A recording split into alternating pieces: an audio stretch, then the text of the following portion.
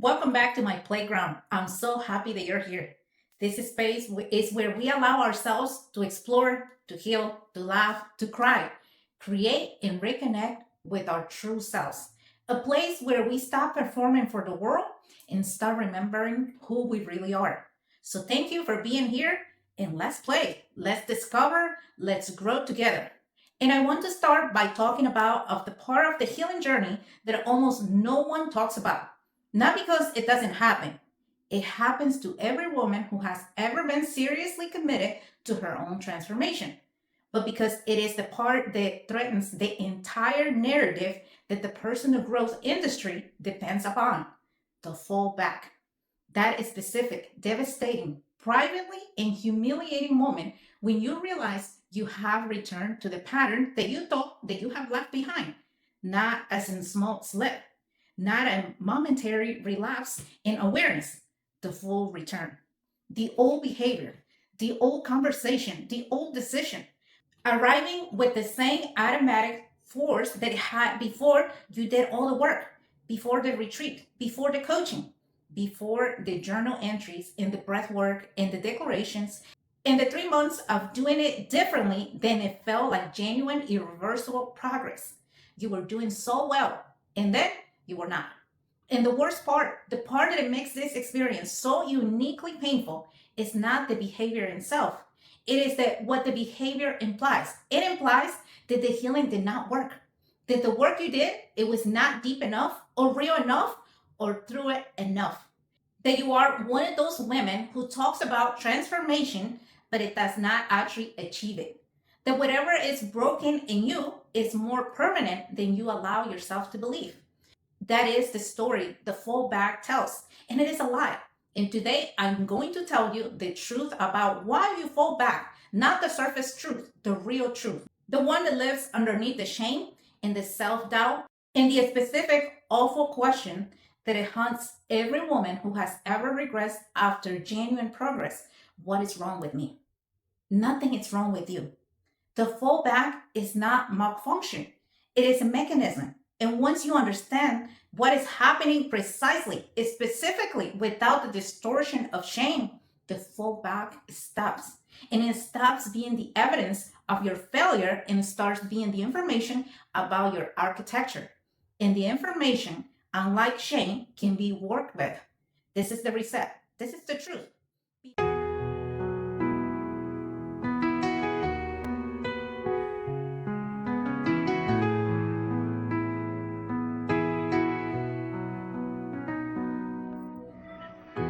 Before I explain what is happening, I want to name what it actually occurs.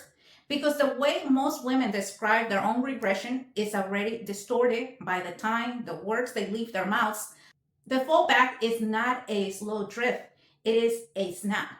There is a moment, a specific, identifiable, traceable moment where the new way of being and the old way of being both become available simultaneously. And the old ways wins, not after a long deliberation, not after a careful weighing of options, in an instant, faster than conscious choice, before the part of you that has been doing the work can ever enter the conversation.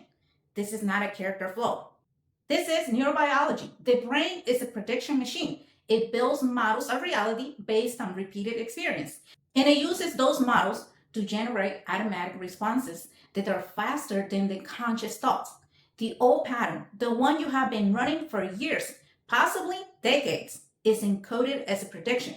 When this trigger appears, this response follows. The neural pathway for that prediction is deep, well traveled, and fast, and it fires in milliseconds.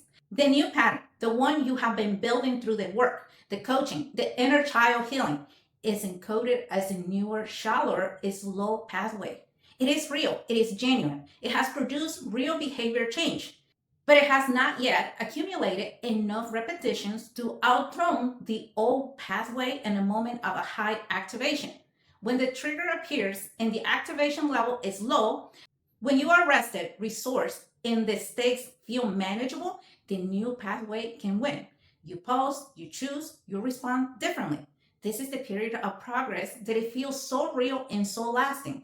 But when the activation level is high, When the trigger hits in a context of fatigue, stress, emotional overwhelm, or a configuration that closely resembles the original wound, the old pathway fires before the new one can compete. The prediction machine defaults to the deepest groove. The body executes the old program, and you find yourself in the old behavior, watching it happen, sometimes even aware that it's happening and unable to stop it because the decision was made below the level of conscious choice. This is the anatomy of the fallback. It's not a decision to return, it is the absence of a decision. The decision was made before you arrived by the system that is faster than your conscious mind, and it has been running the old program for longer than the new one has existed. Self sabotage is not what is happening here. What is happening is that the nervous system, which governs the speed and automatic of your responses, is still partially organized around the old prediction. And the old prediction says, when this trigger shows up, the old response is the safest option. And so the prediction is updated, not intellectually, but at the level of the body, through enough repeated experience of the new response producing safety. The old pathway retains the advantage in moments of high activations. Drop the word fallback in the comments right now if what I'm just describing is exactly what is happening to you. If you're doing well and then you were not. Not because you chose to go back, but because the old program ran you before you can choose differently. I read every single comment and I need to know that you are here. Now let's go deeper into the architecture. Why does the fallback happen? Not the neurobiological mechanism that is universal, the specific reasons, the things that are true about your life, your business, your internal system, that it create the conditions where the old pathway can still win. 4 reasons, each one addressable, but only when it is named with precision. Reason number 1, the nervous system was already depleted before the trigger hit. This is the most common reason and most overlooked. Because by the time the fallback happens, you're already in the aftermath. And the aftermath is where the shame lives, not the diagnosis. The fallback did not happen because the trigger was too strong. It happened because your capacity was too low. The window of tolerance, the range of activation within which you can access the new pathway, pause, choose, and respond differently, had already narrowed before the trigger arrived. You were running on reserves. The margin was gone. And a trigger that you cannot have handled at full capacity. A trigger you have handled before from a resource state. Now it overwhelms you from a depleted one. This is the mechanism that it produces the most confusion because it looks like inconsistency. You handled the same situation last month, you responded differently, you made a new choice. Why can you not do it again? Because your nervous system regulation capacity is not static. It fluctuates with sleep, with stress, with emotional labor, with the invisible weight of everything that you're carrying.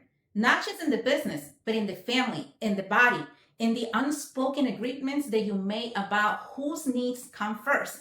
When the capacity is high, the new pathway is available. When it drops from depletion, from accumulated stress, from simple biological reality that you have been giving more than you have been receiving, the old pathways win. Not because the healing was not real, because the instrument was not resourced enough to play the new note. The trauma response lives in the body, and the body threshold for activation changes daily. The woman who does not track her reserves, who treats her capacity as a fixed asset rather than a living fluctuation resource, is the woman who is the most surprised about her own fallback. She told the healing meant that she can handle anything now. The healing meant that she can handle more from a resource state. From a depleted state, she's still subject to the old program. And the strategy response is not more willpower, it's more restoration. Reason number 2, the new identity was built on declaration, not embodiment. The second reason is the one that is the hardest to admit because it requires acknowledgement that some of the work you did was performative. Even if the intention was genuine, you declared a new identity. You wrote the affirmations. You state the commitments publicly in the mastermind, in the coaching container, in the Instagram caption that announced that you were no longer the woman who fill the blank. And the declaration produced real behavior change. You start charging more. You start setting boundaries. You start creating with more authority. The evidence seems to confirm that the new identity has taken root. But the declaration is not embodiment. Declaration is the announcement of an intention. Embodiment is the accumulated body level evidence that the intention has become the default. And there is a vast, measurable, consequential distance between the two. A woman who has declared a new identity, but it has not feel it in the body, is a woman who is performing the new self, sometimes brilliantly, sometimes convincingly, sometimes for months, while the old self is still running the system below the surface. The old self does not argue with the declaration. It waits, it watches. And in the moment that the performance requires more energy than the reserves can provide, the old self steps back in, not as an intruder, but as an actual operator who never actually left. Shadow work is the process of bringing the old identity into conscious relationship, not to destroy it, but to integrate it. So there is no hidden operator running the system below awareness. The women who fall back the hardest are usually the women who declare most loudly because their declaration created a split. The performed new self is on top. The unprocessed old self is underneath. And the split himself generates the depletion that it makes the fallback inedible. Embodiment is quiet. It does not announce itself. It accumulates through the tens of thousands of small, underperformed, unwitnessed choice to be the new woman in the ordinary moments where no one is watching and nothing dramatic is at stake. These choices are the votes. And the nervous system counts them. When the votes are sufficient, when the body has enough evidence that the new way is safe, survivable, the new identity becomes the default. Not because you declare it, because you lived it enough times that the prediction model updated. The fallback happens when the declaration outpaced the embodiment. And the correction is not to declare again louder, it's to close the gap by doing the unglamorous daily body level work of being the new woman when it's costing you something and no one is there to validate it. Reason number 3, the environment pulls back faster than the nervous system can hold a new position. The third reason is the one I addressed in the patterns episode, because the fallbacks reveals a dimension of environmental influence that the patterns conversation did not fully expose. Your environment, the people, system, relationships, and implicit expectations that surround you is constantly broadcasting a signal about who you are. And that signal is not based upon a new identity. It is based upon accumulated story about who you have been in the relation to each person in each system. The signal says, you are the woman who says yes when she means to say no. You are the woman who absorbs the emotional cost so no one else has to. You are the woman whose needs are negotiable. You are the woman who does not push back. And when you change, when you start holding the boundary, declining the request, stating your need, inhabiting the authority, the environment does not update immediately. It continues to broadcast the old signal, and the people in the environment respond to the old signal by making the old request, applying the old pressures, assuming the old compliance. This is where the nervous system dysregulation enters. The pressure from the environment, not malicious, just habitual, lands on the nervous system that it is still calibrating to the new identity. The new identity is not yet strong enough to hold a position against the full gravitational pull of the old relational dynamics. And so your nervous system does what it's designed to do when it detects a threat to belonging. It defaults to the pattern that has historically preserved the bond, the yes that you meant to be a no, the accommodation that you meant to refuse, the shrinking that you meant to stop doing. The fallback in this context is not a failure of will, it is a failure of context. The new identity can hold a position in an environment that it supports it. In an environment that contradicts this, the old identity has the structural advantage because it is the identity the environment was built to accommodate. The environment, the old identity, home territory, and home territory is always going to win. The strategy response is not to fight harder in the old environment. It is to build it strategically as a business decision, a new environment that reinforces the new identity, new communities, new peers, new voices, new contexts to see you as the woman you are becoming and related to you from that assumption. This is not optional. This is the infrastructure. The woman who changed her identity without changing her environment is the woman who keeps falling back. Not because the identity change was not real, but because the environment was stronger than the new identity current capacity to hold a position. Reason number 4, the unfinished grief. The fourth reason is the deepest and is the one that it produces the falls back that they feel the most devastating. The ones that they arrive not just a behavior regression, but it's an existential one where you're questioning everything, the work, the path, the calling, whether any of this is actually real. The fallback happens because there is a grief that you have not yet been willing to feel, not the grief of the pattern itself. You have probably felt that many times in the aftermath when the shame and the frustration and the self recrimination are there at their peak. That grief is real, but it is secondary. It is the grief about the symptom, the primary grief. The one that drives the fallback is grief about what the pattern was built to protect from losing.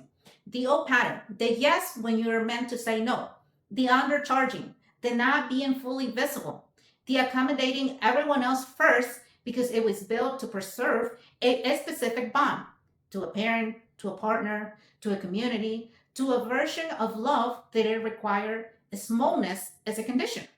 And when you release the pattern, when you genuinely at the identity level start choosing differently, the bond changes. Sometimes it breaks.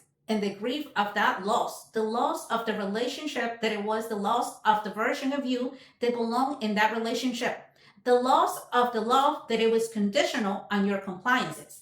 It is the grief that you have been avoiding because feeling it fully will mean acknowledgement that the love you received was partial, that the belonging you build your life around required the suppression of yourself, that the people you love most told you not through cruelty, but through their own limitation, that you were only welcome to a point, and that the point was always just below the threshold of your own power.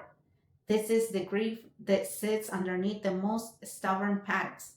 And it is the grief that it produces the fallback that it feels the most likely like proof that you cannot change. Because every time you get close to the genuinely holding the new position, the real price, the real no, the real visibility, the real authority, the grief activates. And the grief is so heavy, so disoriented, so threatened to the story that you have told about the people who shape you, that the nervous system interprets it's in danger and pulls back to the old pattern as the fastest route to safety. Emotional healing at this depth is not intellectual process. It is a body level, time requiring, support process of allowing the grief to be fully felt. Not managed, not reframed, not making it spiritual. And then discovering on the other side of it that you are still here. That the bond that it required your smallness was never the full truth of love. That the people who shape you love you within their limits of their own capacity, not within the limits of your worth. And that your power does not betray them if it feels the deepest thing that they were trying to give you, even when they didn't have access themselves. Go to therealnextlevel.com and apply if the fourth reason is the one that it landed the most weight. And if you felt the grief before I even finished naming it, that is specific, complicated, heavy grief that it shows up every time you get close to holding the new position. That is what we need to work on. Apply, tell me the pattern, tell me the bond that it was built to protect, tell me what you are afraid to lose by releasing it. And I will meet you in the exact place where the grief lives. The architecture now, the specific, sequential, daily practice process for reducing the frequency, the intensity, and the duration of the fallback until it becomes the exception rather than the rule. 3 movements. In order, because the order is the protection. Movement number 1, track your reserves before the trigger arrives. The first movement is predictive rather than reactive. Because by the time the fallback has happened, It is already too late to prevent it. The correction happened below the speed of consciousness. The decision was made before you arrived, but the conditions that made the decision inedible, the depletion, the narrow window of tolerance, the accumulated stress that had reduced your capacity to access the new pathway, those conditions were built for days before the trigger hit, and they are trackable. Create a daily practice, not a complicated one, a 1 minute of assessing your window of tolerance before the day starts, before the demands arrive. One question on a scale from 1 to 10, how resourced am I right now? Not productive, not how motivated, how resourced, how much capacity that the nervous system has available for the day ahead. If the answer is 7 or above, you have the capacity to meet the day's triggers with new pathway. If it is 4 to 6, you are in the vulnerable zone.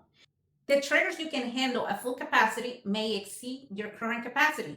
And the strategic response is to reduce exposure, protect reserves, and avoid high stake situations that it could be deferred. It is the 3 or below that you are in a fallback zone, not because you're weak, but because the instrument is depleted. And the old program will win any contest with the new one from this state. Stop self-sabotage by learning to read the instrument before you play it. The fallback is not a surprise. Your body has been telling you that it's coming. The headache you ignored, the sleep you deferred, the argument that you absorbed without resolving it, the creativity block you push through instead of investigating. These are the early signals that the window is narrowing. And the woman who tracks them, who respects the data of her own body, is the woman who prevents the fallback not through willpower, but through awareness. Movement number 2, build the gap between trigger and response, 1 second at a time. The second movement is the incremental expansion of the gap, not the elimination of the old pathway. That is not how neuroplasticity works. The old pathway remains. The new pathway becomes stronger, faster, and more accessible. And the gap between the trigger and the automatic response, it gets bigger, 1 second at a time. In the last episode, I named this as the second gap. I want to go further here. The gap is not just awareness. It is about the specific somatic practice of pushing the body's automatic response long enough for the conscious mind to enter the conversation. The practice, when you feel the activation, the tightness, the collapse, the heat, the specific somatic signature that it tells you that the pattern is about to run, do one thing before you do anything else. Breathe into that sensation. Not pass it, not around it, directly into one breath. 5 seconds. That is the gap. In that 5 seconds, something remarkable happens. The prefrontal cortex, the part of the brain that it can choose, that it can access the new pathway, that it can override the old prediction, comes online. It was always available, but it takes slightly longer to activate the automatic survival response. 5 seconds is enough. The old pathway is faster, but it's not instantaneous. There is a window, a literal, measurable, neurobiological window where the choice is still available. And the woman who is practicing the 5 second pulse enough times to find it in the moment of activation is the woman who can still choose differently even when the activation is high. This is the nervous system regulation, work in its most practical, most essential form. Not the dramatic hour-long somatic relief session. Though those have their place. The 5 second pulse, the one breath, the moment where the old program is running and you interrupt it just long enough to access the new one. That is the gap. That is the reset. That is the thing that practice enough times fundamentally changes the relationship between the trigger and the response. Movement number 3, after the fallback. Respond with compassion, not correction. The third movement is the one that matters the most because it is the one that determines whether a single fallback becomes a regression. What do you do in the aftermath of falling back is more important than what you do to prevent it because the aftermath is where the narrative gets written. And the narrative determines whether the fallback is data point or a verdict.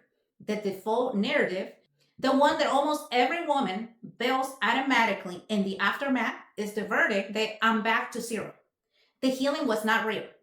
I have not actually changed. I'm still the old woman. And everything I built was just a performance. This narrative is not just painful, it's dangerous because it produces shame. And shame is one of the most activating emotions in the human system. Shame narrows the window of tolerance, depletes the reserves further, and makes the next fallback more likely, not less. The verdict belief becomes a self fulfilling prophecy. The woman who tells herself that the healing was not real will behave it is not real. And the behavior will confirm the belief, and the cycle will compound. The alternative narrative, the one that is most consciously, sometimes forceful, constructed in the aftermath, is the data point. I fell back. That is information. It tells me something about the conditions that make the old pathway more accessible than the new one. Those conditions are addressable. This fallback does not erase the progress. The new pathway still exists. It was overriding in a specific context from a specific state. That context in that state can be modified. I'm not back at zero. I'm at the exact point where the new pathway meets the limits of their current capacity. And that point is the frontier of the next phase of the work. Breaking generational cycles or any deep cycle does not happen in a straight line. It happens in spiral. You revisit the same pattern from a higher altitude each time. The fallback is not a return to the beginning. It is an encounter with the pattern from a new vantage point. The vantage point of the woman who has already done enough work to see it clearly, name it accurately, and address it specifically. The strategic response in this aftermath resists the verdict. Construct the data point as what were the conditions? What deplete my reserves? What was the specific trigger? What was the old prediction that it fired? What evidence will the nervous system need to update that prediction? And then, with compassion, not correction, resume the practice. The new pathway has not been destroyed, it has been temporarily overridden. The votes you cast before the fallback is still count. The next vote, the one you cast right now, in this moment, by choosing to return to the new way rather than abandon it. It is the most important vote you will cast today. Subscribe right now if you are not already, because the conversation about how to actually, not aspirational, not theoretically, but how to actually navigate the fallback without letting it become the regression is the conversation that this community was built for. Every week we come here, we come to this playground to figure everything out that is really happening into us and nobody wants to tell us. Subscribe and stay for the real work. Let me show you what she looks like. Not the woman who never falls back. That woman does not exist. The woman who stopped falling back, the one who falls back and it does not become the regression.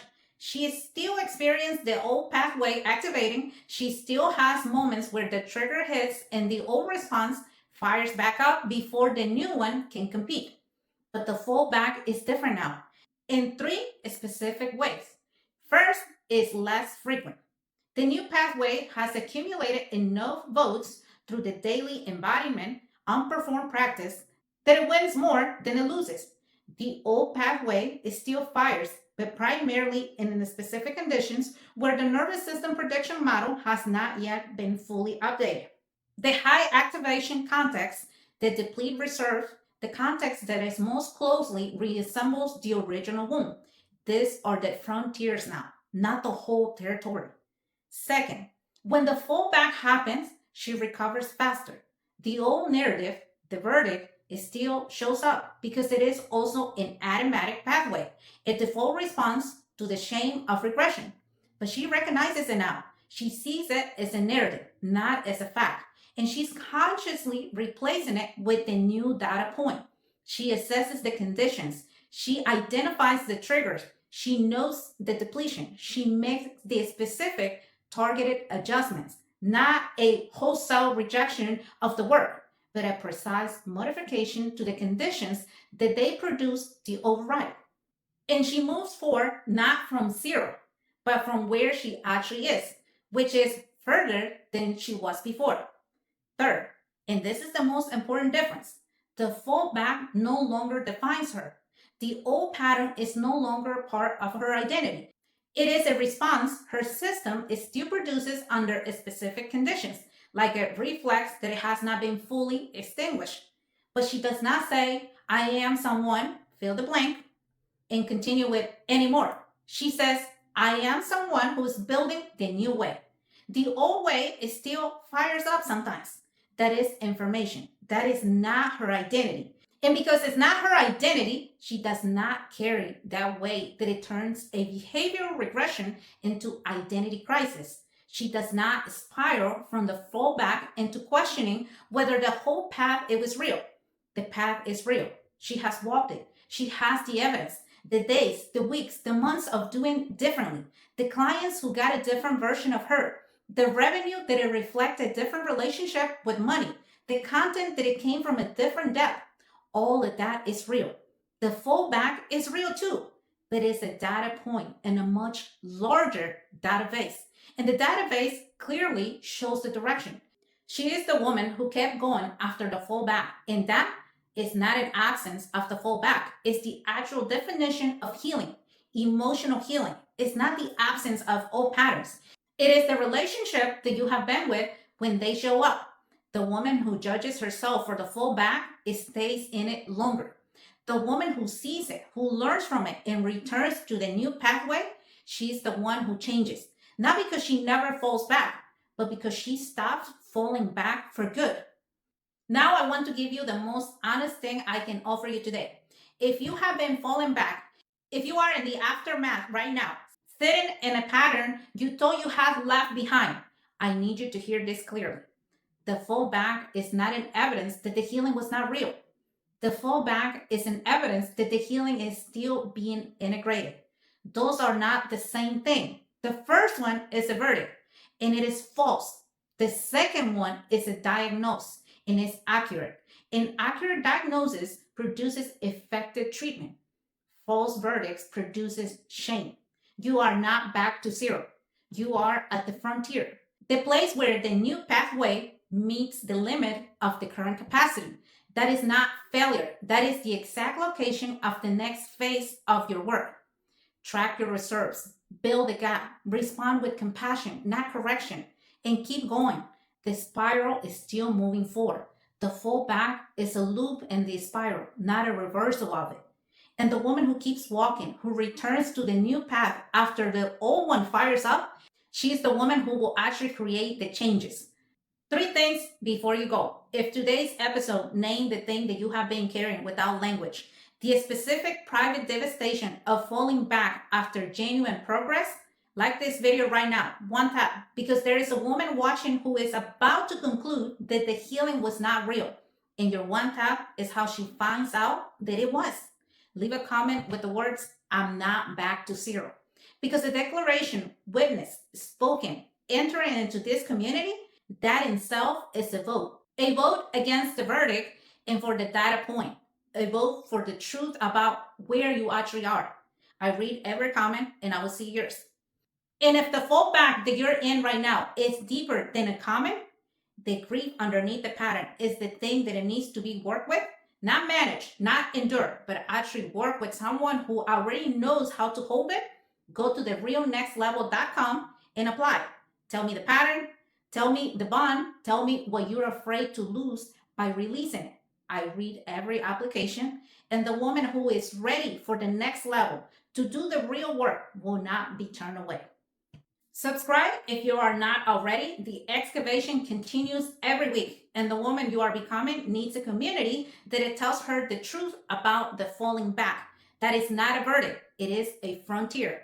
Thank you for being here and for allowing yourself this time to play, explore, heal, and discover. I will see you next time here on the same playground. Until then, be gentle with yourself and keep remembering who you really are. I will see you on the next episode. Yellow diamonds in the